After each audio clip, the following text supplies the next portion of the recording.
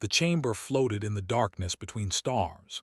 Inside, representatives from 43 different species sat in a circular arrangement, each one more alien than the last.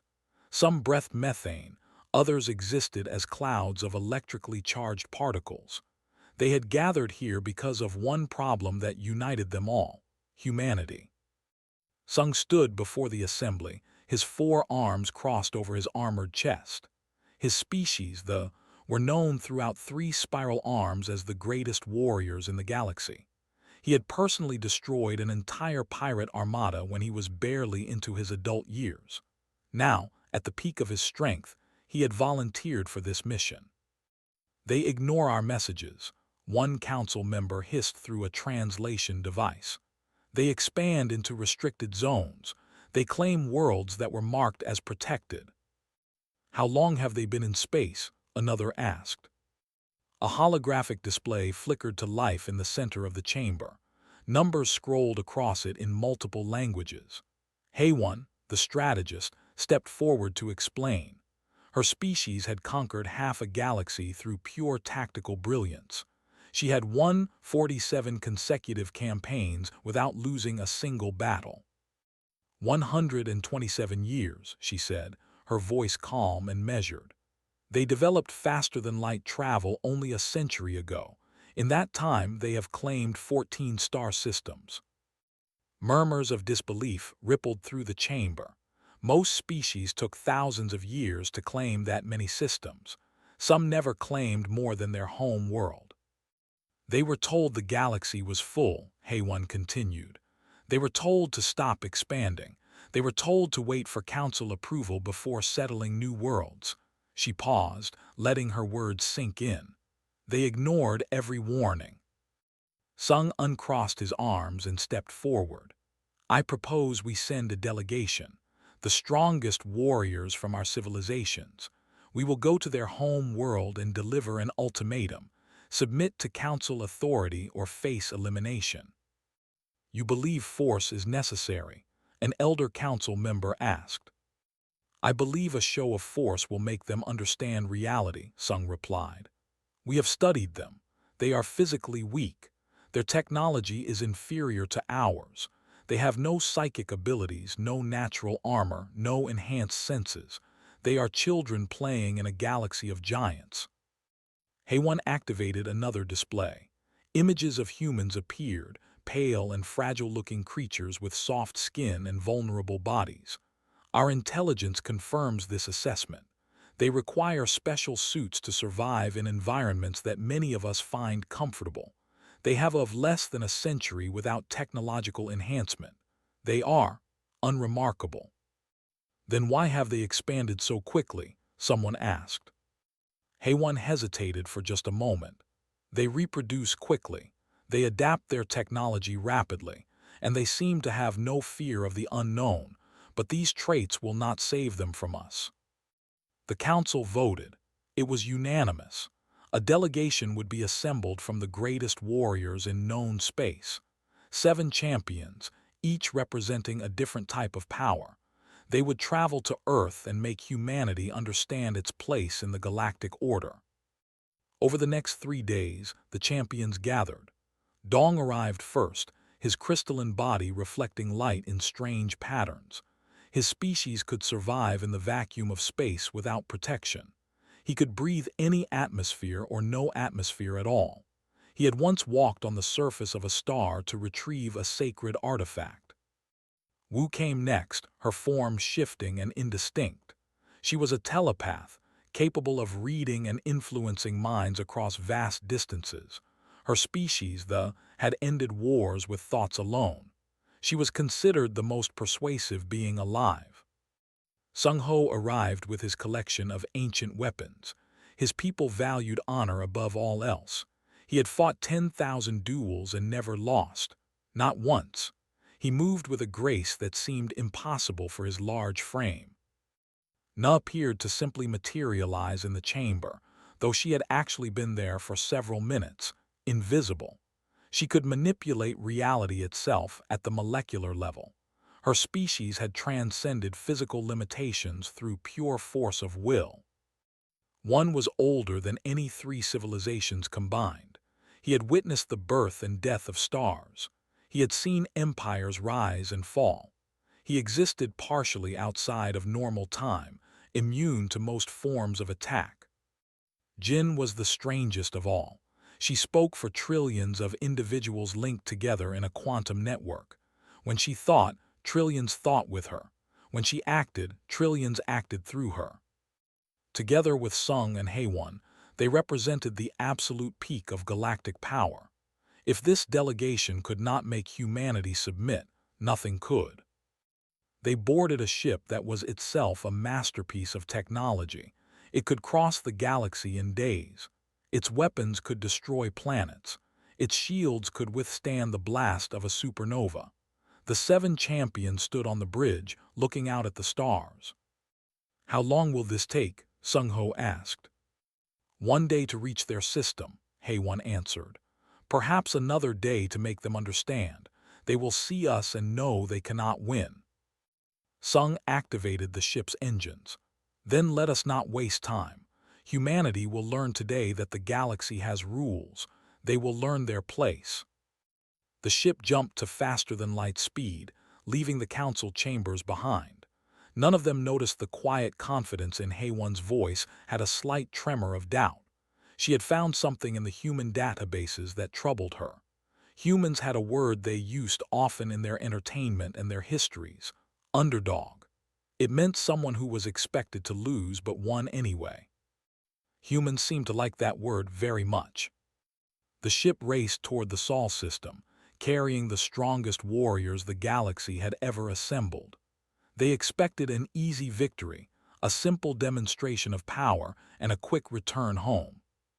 They had no idea what waited for them. The red planet grew larger as their ship approached the Sol system. Mars. The humans had terraformed parts of it, building cities under protective domes. Dong studied the structures with mild interest. They were primitive compared to what his people could build. "Should we proceed directly to Earth?" Sung asked. "No," Haewon said, pointing at a signal on her display. "We are being hailed from Mars." A human voice came through the ship's communication system, speaking in clear galactic standard language. "Greetings, visitors. We've been expecting you. Would you like to land at Olympus Mons Station? We have facilities prepared for your arrival." Wu frowned. She had been probing ahead with her telepathic senses, trying to read human emotions. "They are not afraid. I sense no fear at all." "Why would they fear us?" Sung-ho laughed. "They do not yet know what we are." "They should sense danger," Wu insisted. "Any species with basic survival instincts would feel threatened by our approach, but I sense only curiosity and something else: amusement." Sung made a dismissive gesture with one of his hands. "Perhaps they are simply ignorant. We will land and explain reality to them." The ship touched down on a landing platform built into the side of the massive Olympus Mons volcano. As the champions disembarked, they were met by a small group of humans, just 5 of them, wearing simple uniforms with no visible weapons. Dong was immediately insulted. "Where is your military? Where are your champions? We have come to speak with your leaders." One of the humans, a woman with gray hair, smiled pleasantly. "I'm Commander Park. I'll be your military liaison. Our leaders are being contacted now, but they're in different time zones, so it might take a few hours to arrange a meeting. In the meantime, please come inside. You must be tired from your journey." "We do not tire," Na said coldly, her form shimmering as she demonstrated her power by making a nearby rock float and reshape itself. "Oh, that's impressive," another human said, pulling out a small device and pointing it at Na. "Molecular manipulation. We've been working on similar tech. The physics are fascinating. How do you manage the energy requirements?" Na stared at the human, confused. This was not the reaction she expected. Commander Park led them into a large conference room. Tables were laden with food and drinks from various worlds. The humans had somehow acquired the correct sustenance for each species represented. "Please, help yourselves. I know the journey from the council chambers is about 8 days at maximum speed. You must have pushed your engines hard to get here in 6. Haywan's eyes narrowed. How do you know where we came from? Oh, we've been monitoring the council channels for years, Park said casually. Ever since you told us to stop expanding, we figured you'd send someone eventually. She poured herself a cup of coffee. We took the liberty of learning about each of you. Quite impressive resumes, I must say. Wu stepped forward, deciding to use her abilities. She reached out with her telepathic power, attempting to pressure the humans into submission. It was a technique that had worked on thousands of species. The mere touch of her consciousness should make them fall to their knees in terror. Nothing happened. The humans continued chatting among themselves, pointing at the champions and taking notes on their devices. Park looked at Wu with concern. Are you all right? You look strained. Your minds, Wu whispered. I cannot touch them. Oh, right, Park tapped her temple. Neural firewall implants.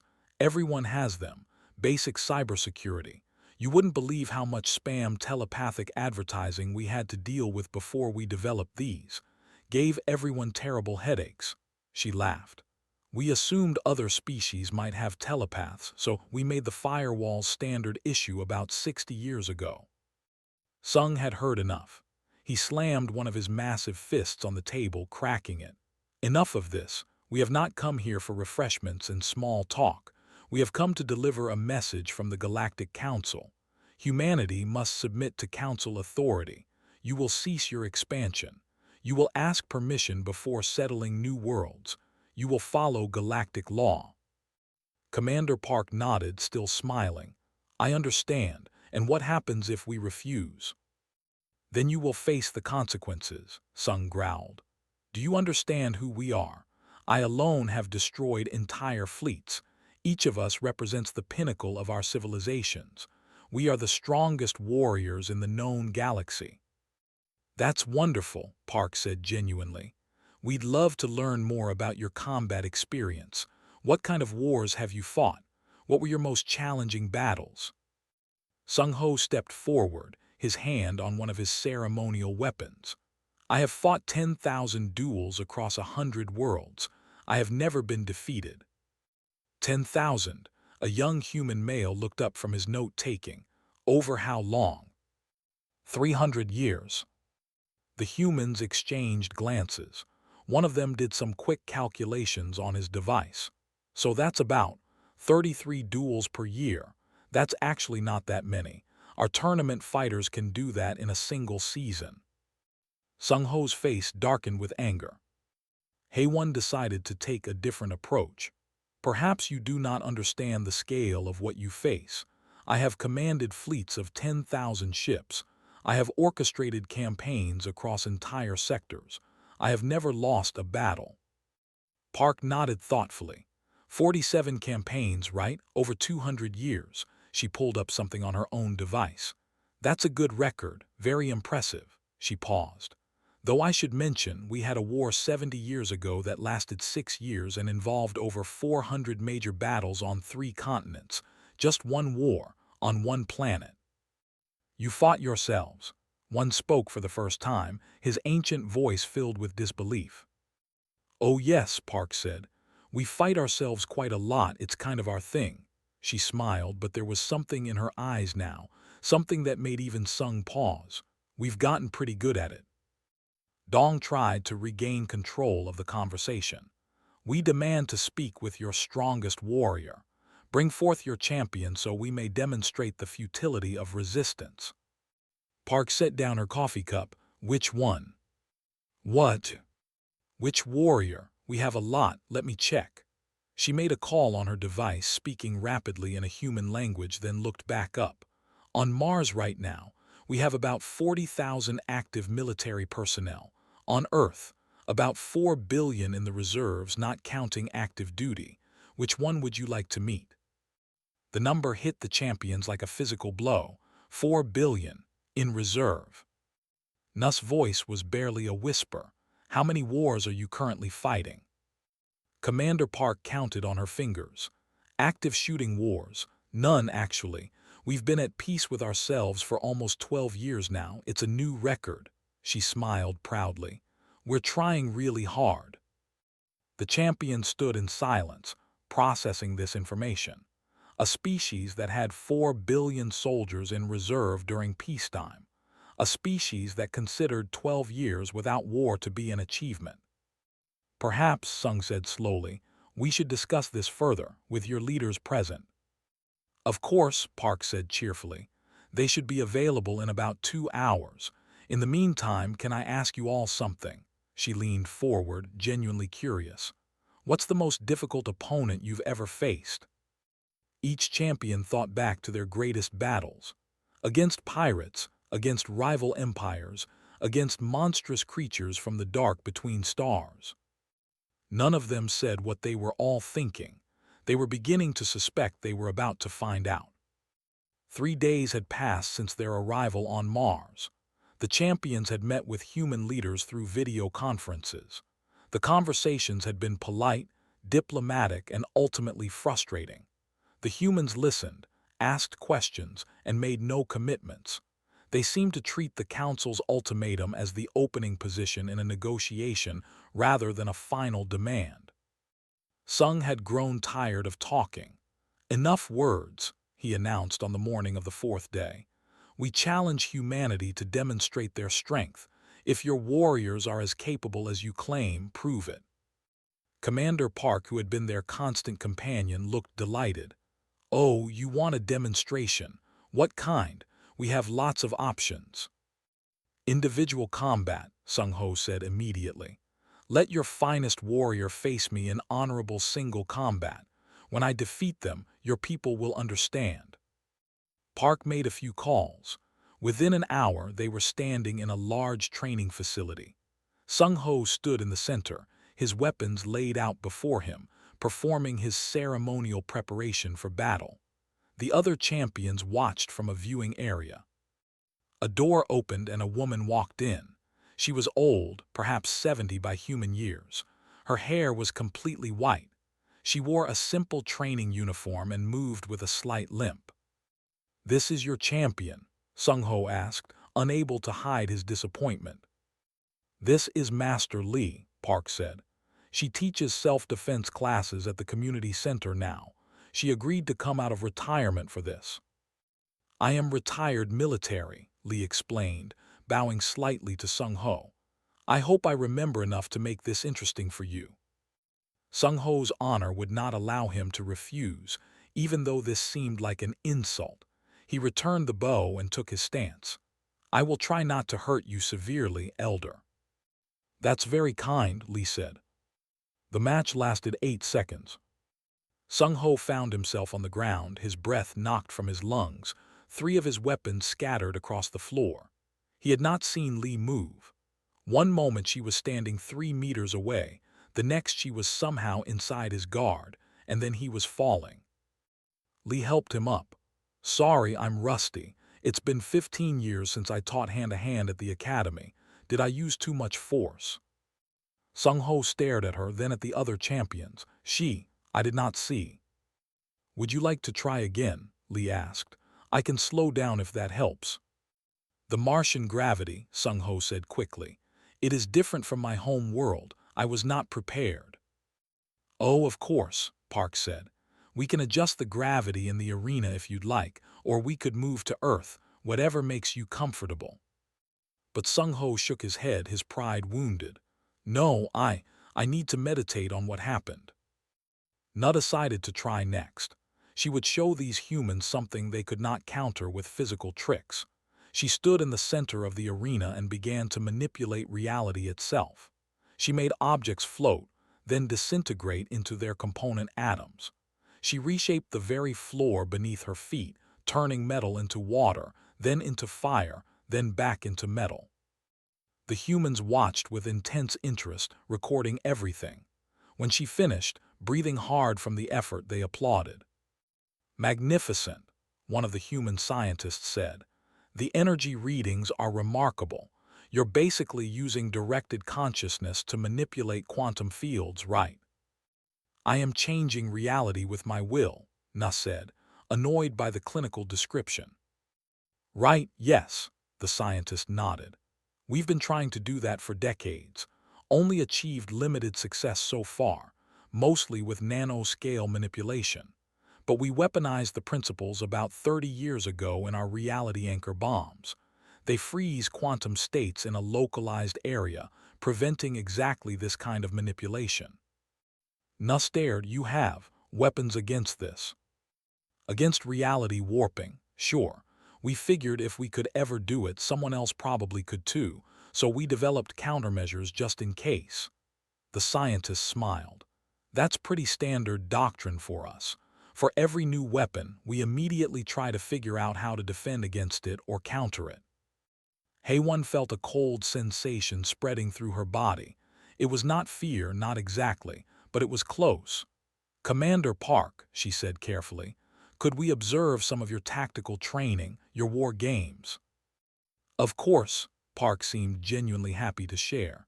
We actually have a full-scale simulation running right now. It's part of our officer training program. You're welcome to observe. They were taken to a command center where three-dimensional holographic displays showed a simulated space battle. Two fleets were engaged in combat. Park explained that one side was being controlled by their advanced AI, using optimal tactical algorithms. The other side was controlled by human officers in training. The champions watched as the battle unfolded. The AI fleet had superior numbers and positioning. By all logical calculation, it should win. The humans won. But it was how they won that made Hayone's blood run cold. She watched as the human fleet deliberately sacrificed an entire carrier group to draw the AI forces out of position. They used medical ships, which should be protected under any civilized rules of war, to smuggle troops behind enemy lines. They faked a retreat, then faked a surrender, then used the moment when the AI ships moved in to accept the surrender to detonate pre-positioned mines. That was effective, Hayone said quietly. That was horrifying, one said. His ancient eyes had seen many terrible things, but this was different. You sacrificed thousands of your own people as a distraction. In the simulation, yes, Park said. We don't do that in real life anymore. Not unless we absolutely have to. Anymore? Jin asked, her quantum-linked consciousness recoiling. Park's expression became serious. We used to do worse. Much worse. We had a war about 80 years ago where both sides deliberately targeted civilian populations to break enemy morale, cities with millions of people. We learned a lot from that war. Terrible lessons, but we learned them. You attacked civilians, Dong was shocked. His species had strict codes about such things. We did, Park said quietly. And then we wrote very specific rules saying we wouldn't do it again. We call them the Geneva Conventions, the Hague Conventions, the Tokyo Accords. We have lots of rules about what we're not allowed to do in war. But in your simulation, Hayone pointed out, your officers just violated many of those rules. Yes, Park agreed, because those are rules for fighting each other. We know those rules, we understand them. We agree to them because we share a common humanity. She looked at each of the champions in turn. But you're not us, and if you attack us, we're not sure which rules would apply. The room fell silent.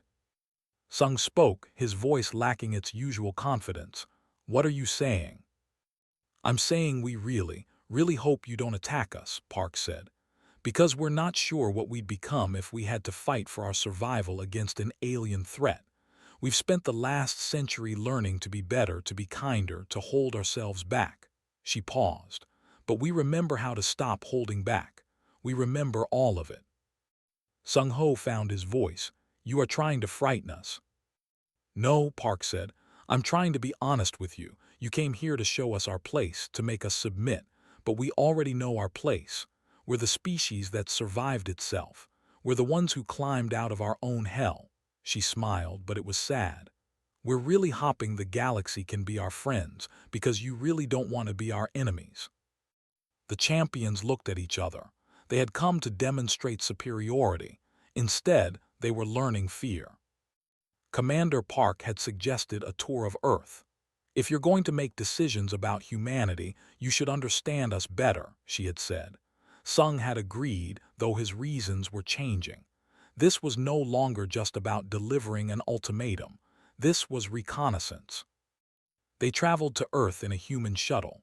The planet was beautiful from orbit, blue and white and green. As they descended, the champions saw cities that stretched for hundreds of kilometers, forests that had been carefully restored, oceans dotted with both natural islands and artificial platforms. Their first stop was a museum in a city called Geneva.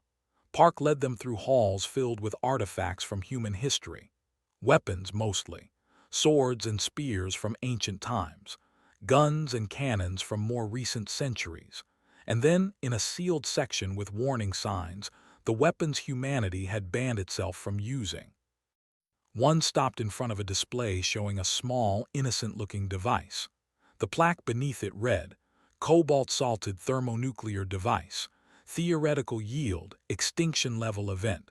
Never deployed. Ban 2031. You built weapons that could end all life on your planet." One had lived for thousands of years. He had seen civilizations rise and fall, but this shook him. Why? "Because we were afraid," a young human guide explained. She could not have been more than 20 years old. "We were afraid of each other, so we built bigger and bigger weapons, hoping that would keep us safe. It nearly destroyed us." "But you stopped," Jin observed.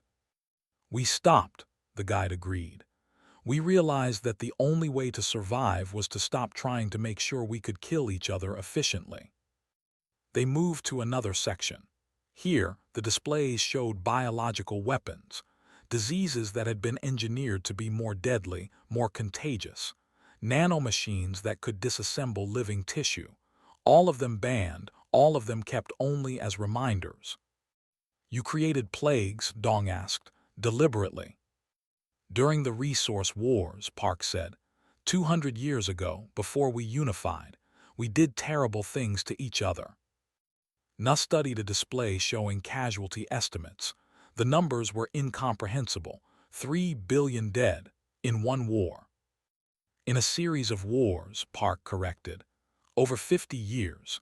It's why we eventually decided to form a world government. We had to stop, or there wouldn't be anyone left to rule." Haewon was taking careful notes, but her hands were shaking slightly. She understood military strategy. She understood calculated losses. But this was different. These were not wars of conquest or territory. These were wars of extinction, where both sides seemed willing to burn the world rather than lose. Their next stop was a memorial, a vast field covered with white stones, each one representing 1,000 soldiers who had died in various wars. The field seemed to stretch forever. "How many stones?" Sung asked quietly. 43,000, Park said. "These are just from the last 300 years. We have other memorials for earlier periods."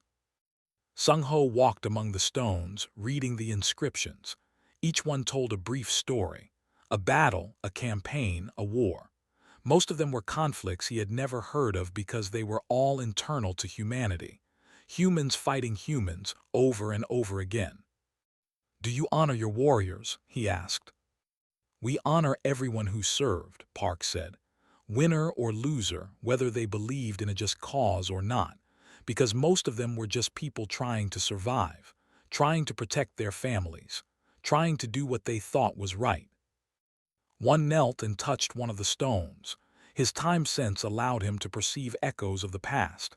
He felt the terror, the pain, the desperate courage of millions of young humans who had died in that particular war. "You were children," he whispered. "So many of you were just children." "Yes," Park said. "We used to send our children to die. We don't do that anymore either." They visited a school next. Human children of various ages were learning math, science, history. But they also learned something else. In one classroom, teenagers were debating ethics. In another, they were studying the mistakes of past wars. In a third, they were learning about alien civilizations, trying to understand other ways of thinking. One child, no more than 10 years old, raised her hand when she saw the aliens. The teacher allowed her to ask a question. "Are you here to invade us?" the child asked, her voice clear and unafraid. Sung was not sure how to answer. "Would that frighten you?" The child thought about it seriously. "Yes, but my grandparents survived a war when they were children. They taught me that being afraid doesn't mean giving up." Wu, who had been quiet for most of the tour, knelt down to the child's level. "What if we were much stronger than you? What if you could not win?" The child looked at her classmates, then back at Wu. "Then we'd make it really expensive for you, and we'd never stop trying. That's what the history books say we do." They left the school in silence. That evening, they visited what humans called a veteran's home. Old soldiers, men and women who had fought in long-ago wars, living out their final years in peace. The champions expected to find broken people, traumatized by their experiences. Instead, they found people who laughed, who told stories, who played games with each other and argued about politics and talked about their. They had seen the worst of humanity, but they had not been destroyed by it. One old man, his body marked with scars from ancient injuries, shared a meal with Sung. "You're one of those council champions, right? Come to make us behave." "That was the intent," Sung admitted. The old man chuckled. "Good luck with that. We're not very good at behaving, never have been." "You do not fear us?" "Son, I spent 3 years in a trench fighting other humans for a strip of land that nobody really wanted. I saw my friends die for no good reason. I killed people who were probably decent folks just because they wore a different uniform." He took a sip of his drink. "After that, after surviving that hell, aliens showing up is just different, not scarier, just different." Dong sat with another veteran, a woman who had lost both her legs in a war 40 years ago. "How did you survive?" he asked. "Stubbornness," she said with a grin, "and good medical care, and the knowledge that giving up wasn't an option. When you're in a situation where surrender means death anyway, you might as well fight." "But the war is over now," Dong said. "You won." "Nobody won," she corrected. "We all lost friends, family, years of our lives, but we survived, and we learned. That's the best you can hope for sometimes." As they left the veteran's home, Jin spoke. Her voice carried the weight of trillions of minds. "I connected to your internet earlier today. I wanted to understand your collective consciousness." The champions looked at her. "What did you find?" Haewon asked. "Chaos," Jin said. "Billions of individual minds, each one isolated, each one unique. You have no shared consciousness, no telepathic link. You are truly alone in your own heads." And Park asked, "And yet you coordinate, you build civilizations, you go to war and make peace. You do all of this while trapped in individual consciousnesses, never truly knowing what another person thinks or feels." Jin's form shimmered. "My species shares thoughts across trillions. We know what each other thinks. But you do all of this blind, reaching out in the dark, hoping others understand you." "Yes," Park said simply. "It's horrifying," Jin whispered. "And it's magnificent. You're all so terribly alone, and yet you refuse to give up on each other." They returned to their ship that night. None of them spoke about what they had seen, but they were all thinking the same thing. They had come to judge humanity's strength. They had found something far more disturbing. They had found a species that had already survived its own worst nightmares, and that species was trying to be better. The question was no longer whether humanity would submit. The question was, what would happen if humanity decided to stop being better? 3 weeks had passed since their arrival. The champions gathered aboard their ship, parked in orbit around Mars. They had asked for privacy to deliberate, and the humans had granted it without question. Commander Park had simply said, "Take all the time you need," and left them alone. Now they sat in the ship's conference room, looking at each other in the dim light. The ultimatum they had been sent to deliver remained unspoken. They had not mentioned it once since that first day. Sung broke the silence. We need to make our report to the council. What will we tell them? Sung-ho asked. His voice lacked its usual confidence. He had requested 3 more matches with human fighters after his loss to Master Li. He had lost all 3. The truth, Haewon said. She had filled dozens of data files with observations, tactical assessments, and strategic analysis. Humanity cannot be defeated through conventional military means. That is not accurate, Dong objected. They have weaknesses. Their technology is inferior in many ways. Their ships are slower. Their weapons have less range. You are correct, Haewon agreed. In a direct military engagement, we could destroy human forces. We could sterilize their colony worlds. We could even destroy Earth itself if we committed enough resources. She paused, letting that sink in. But we could not defeat humanity. Explain, Sung ordered. Haewon activated a holographic display. I have studied 200 years of human military history in detail. I have found a pattern. When humanity faces an existential threat, when they are pushed to the edge of extinction, they do not surrender. They adapt. She showed images from various human wars. Cities burning, populations fleeing, armies in retreat. In every case, when you think they are defeated, they change tactics. They switch to guerrilla warfare. They hide among civilians. They use terrorism. They develop new weapons. They sacrifice anything and anyone to buy time to adapt. Haewon's voice was cold and analytical, but there was something else beneath it. Respect, perhaps, or fear. During their resource wars, one faction was reduced to controlling a single city. They were surrounded by enemies who outnumbered them 20 to 1. Military strategists on all sides agreed they would fall within weeks. She paused. They held out for 3 years. They built weapons factories underground. They grew food in hidden vertical farms. They trained their children to fight. And when they finally lost that city, the survivors scattered and continued fighting as insurgents for another decade. They are stubborn, Na said, but stubbornness is not enough. It is not just stubbornness, one said. The ancient being had been quiet for most of their deliberations, but now he spoke with the weight of, I have lived through the rise and fall of civilizations. I have seen empires that span galaxies. I have seen species that could manipulate the fabric of spacetime itself. He looked at each of them. Humanity is different. They are not the strongest. They are not the most advanced, but they have something that most successful species lose as they mature. What? Jin asked. Desperation, one said. Most species achieve peace, stability, and prosperity, and then they stagnate. They become comfortable. Humanity achieved all those things only recently, after of struggle. They remember what it was like to fight for survival, and they have not forgotten how. Wu had been very quiet since her conversation with the human child. Now she spoke, her voice troubled. I have been thinking about what we would unleash if we attacked them. They have shown us their museums, their memorials, their banned weapons. But those weapons still exist. The knowledge to build them still exists, and we would give them a reason to use them. They would use weapons of extinction against us. Sung-ho sounded skeptical. Against us? No, Wu said.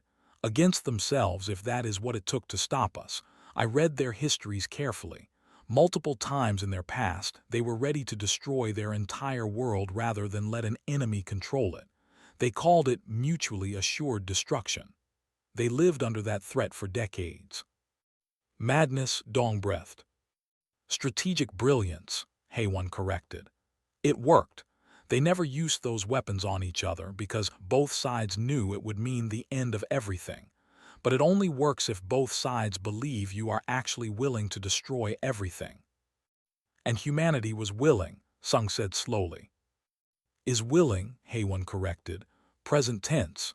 They have not changed that much. They are trying to be better, yes.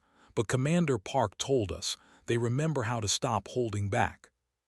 The room fell silent as they contemplated what that meant. Jin spoke next, her quantum-linked consciousness carrying the weight of trillions of perspectives. I have another concern. I have studied their information networks, their internet as they call it. I have seen how they communicate, how they share ideas, how they inspire each other. And Na asked, and they are very good at spreading ideas. If we attack them, if we make ourselves their enemies, they will unite in ways we cannot predict. They will share strategies, tactics, technologies. Every human in the galaxy will become part of their war effort, whether they are soldiers or scientists or simple civilians. Jin paused. And they will reach out to other species. They will make alliances. They will offer technology, knowledge, resources. They will turn our own galaxy against us. Sung stood and walked to the viewport, looking down at Earth. The blue planet turned slowly beneath them, peaceful and beautiful. So what do we recommend to the Council? That we leave humanity alone? No, HFY said. We recommend that we accept humanity into the galactic community as equals. We offer them trade, cultural exchange, and full Council representation. The Council will never accept that, Sung Ho said. We came here to make them submit. Then the Council is foolish, HFY snapped, and we will tell them so. Dong shook his head. You are all being influenced by fear. Yes, humanity is dangerous, but so are we. We could destroy them before they could fully mobilize. Could we? One asked quietly. I wonder, how many human colony worlds would we have to destroy? How many ships? How many habitats? They have spread to 14 systems in 127 years. They have populations on dozens of worlds. We could kill billions of them. He paused. And the survivors would never forget, never forgive. They would hunt us across the stars, generation after generation, until either they were extinct or we were. There is another option, Wu said softly. They all looked at her. We could lie, she said. We tell the Council that humanity has agreed to follow Council guidelines. We say they will slow their expansion and ask for permission before settling new worlds. We buy time for both sides to get to know each other better. You would deceive the Council, Noah's shocked. I would prevent a war that would devastate both sides, Wu said. Humanity has not actually broken any major laws. They have simply expanded quickly and ignored some requests. Given time, with proper diplomatic channels established, they would probably follow most Council rules anyway. Sung turned from the viewport. I did not come here to lie. I came here to deliver an ultimatum and, if necessary, to demonstrate the consequences of defiance.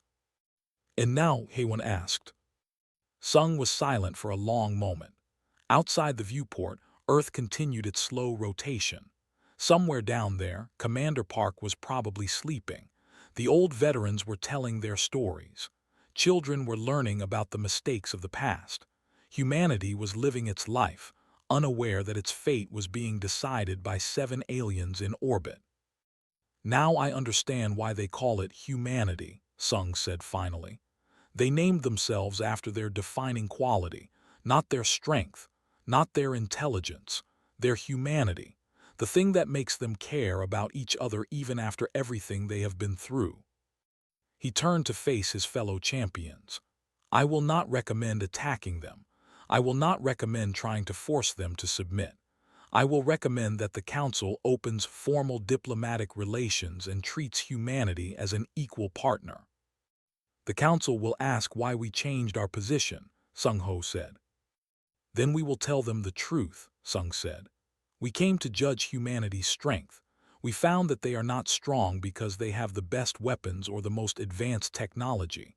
They are strong because they have already survived themselves. They climbed out of their own hell, and they are trying every day to be better than they were. That is a strength we should learn from, not try to crush. HFY began composing their official report. She wrote carefully, choosing words that would convey the truth without causing panic. She described humanity's military capabilities but also their cultural values. She noted their potential as allies and their dangerousness as enemies. She ended with a simple recommendation. Extend full diplomatic recognition. Welcome them as partners. Learn from their resilience. As she prepared to transmit the report, Commander Park's voice came over the ship's communication system. Champions, this is Commander Park. I wanted to let you know that our government has reviewed your initial concerns. We're prepared to establish formal diplomatic channels with the Council and discuss our expansion policies. We understand that we may have been moving a bit fast for galactic norms. Sung activated the communication link. Commander Park, this is Sung. We appreciate your willingness to negotiate. We will be recommending that the Council accepts humanity as a full member civilization. There was a pause. That's very kind of you. I think we could learn a lot from working with other species. We have a lot to offer and a lot to learn. Indeed, Sung said. Commander Park, may I ask you something personal? Of course. Did you know we would reach this conclusion? Another pause, longer this time. I hoped you would, but I wasn't sure. That's why we showed you everything. Our history, our weapons, our veterans, our children. We wanted you to understand us fully before you made your decision. Park's voice was serious now. Because if you had decided differently, if you had come here to destroy us, we would have had to show you a different side of humanity. One that none of us wanted you to see. Sung felt a chill. You were prepared for war. We're always prepared for war, Park said quietly. We just really prefer peace. The communication ended. The champions looked at each other and they all understood the truth. Humanity had not shown them everything. They had shown them enough to make the right choice, but held back the worst of what they were capable of. That restraint, that choice to offer friendship before war, was perhaps the most frightening thing of all. HFY transmitted the report. The strongest warriors the galaxy had ever assembled prepared to return home. They would tell the Council about humanity. They would recommend peace, cooperation, and friendship. And they would sleep better at night knowing that humanity had chosen to be their friend rather than their enemy. Because the strongest among them had gone to confront humanity, and they had learned a lesson they would never forget. The most dangerous species in the galaxy was not the one that could kill you the fastest. It was the one that refused to die.